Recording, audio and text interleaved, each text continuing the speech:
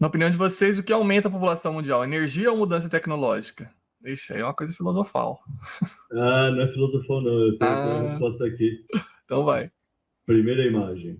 A gente tem o fogo, a gente tem o uso controlado do fogo, a gente tem animais domésticos, a gente tem água e vento, e aqui é uma linha temporal.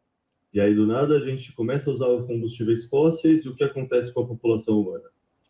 Essa mesma imagem com um pouco mais de zoom in, que mostra quando a gente tinha acesso só à lenha, quando a gente descobre uma fonte de energia maior, que tem mais energia por massa, né? Uma unidade de energia concentrada, que é o carvão, que nada mais é do que lenha concentrada, e quando a gente descobre o petróleo, gás natural, que são combustíveis fósseis, que nada mais é do que mesmo o carvão, mas mais condensado ainda, como matriz energética, densidade energética, poder calorífico, e isso está diretamente relacionado à nossa população, né?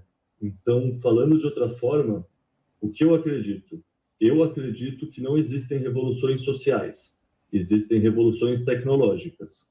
Ou seja, a gente teve várias mudanças de paradigma no último século, e no fundo essas mudanças de paradigmas podem ser vistas como proxies da mudança de paradigma energético que a gente teve. Tipo, mesmo as mudanças de paradigma tecnológicas, ou seja, tem as revoluções sociais, daí elas são geradas pelas revoluções tecnológicas.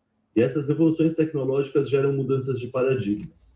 Você pode pensar que, sei lá, a internet permite a gente se comunicar em tempo real, você pode pensar que o carro permite a gente se locomover em distâncias maiores, são mudanças de paradigma isso.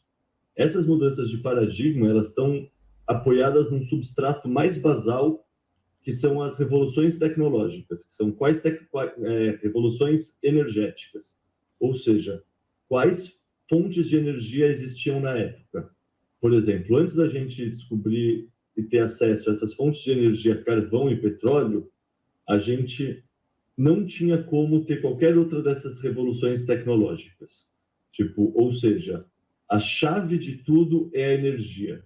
A partir da energia, a gente consegue construir uma camada secundária, que é as revoluções tecnológicas. A partir dessa camada secundária, como se fosse a Light, no caso do Bitcoin, você consegue construir a terceira camada, que é a camada das mudanças sociais. Então, você perguntar o que vem primeiro, o ovo ou a galinha nesse caso, sem dúvida, no meu ponto de vista, o primeiro vem a mudança de energia, de acesso à energia, e essa mudança do acesso à energia que gera as mudanças tecnológicas. E eu até exemplifico. Essa parte dos combustíveis fósseis, eu sempre chamei como de segunda revolução energética, que é quando a gente passa a ter acesso a fontes de energia que foram estocadas ao longo do tempo por processos geológicos. A primeira revolução energética, no meu ponto de vista, é quando a gente domina o fogo, né? Que é aqui no comecinho. O domínio do fogo, no fundo, ele marca quando a gente começa a conseguir crescer o nosso cérebro.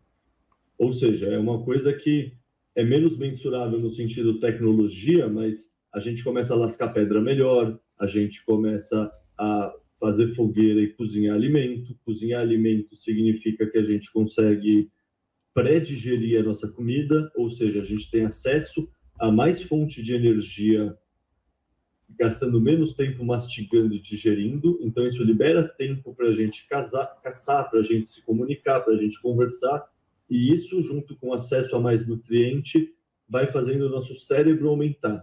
Tipo, nessa época aqui do uso do fogo, a gente nem é Homo sapiens ainda, não lembro se a gente é Homo erectus, eu não lembro qual Homo a gente é, mas a gente é um Homo mais primitivo, que domina o fogo e tem tanta mudança associada a isso que a gente muda de espécie, a gente passa a ter mais conhecimento, a gente vira o Homo sapiens, sabe? O macaco que tem conhecimento, o Homo que tem conhecimento.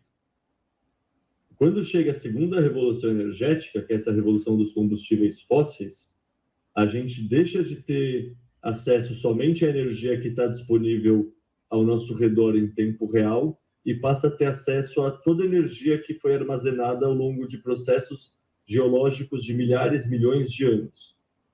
Essa segunda revolução energética, ela permitiu a gente passar de uma espécie que tinha quase 1 bilhão de pessoas, para hoje em dia a gente já está no 7,9 bilhões de pessoas, se eu não me engano. A gente já está quase em 8 bilhões de pessoas.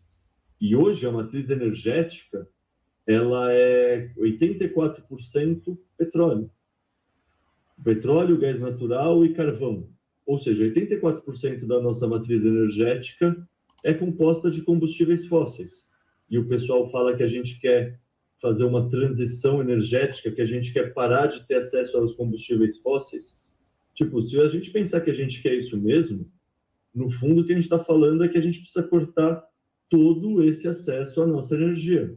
E o que a gente discutiu aqui é isso, a gente quer voltar a algum estágio que a gente tinha o mesmo acesso à energia que em 1900, a gente quer voltar a uma sociedade que não existiam eletrodomésticos e, portanto, grande parte do trabalho do dia a dia era para lavar roupa, era para, sabe, ficar batendo roupa no rio, esse tipo de coisa. A gente provavelmente não queira isso, provavelmente a gente quer evoluir enquanto sociedade. E evoluir em sociedade, de novo, volto ao meu belo esquema aqui, evoluir enquanto sociedade significa usar mais energia e não menos energia. No fundo, a gente, enquanto espécie, a gente sempre foi uma espécie que vê um problema, joga energia nesse problema e daí obtém uma solução. A gente não é uma espécie que tem que reduzir o uso de energia para solucionar coisas. A gente tem que produzir mais energia ainda para destravar novas possibilidades e, com isso, solucionar problemas. Por exemplo, se a gente tivesse acesso a muito mais energia, será que não seria mais viável dessalinizar a água do mar? E isso não permitiria mais pessoas terem acesso a água limpa?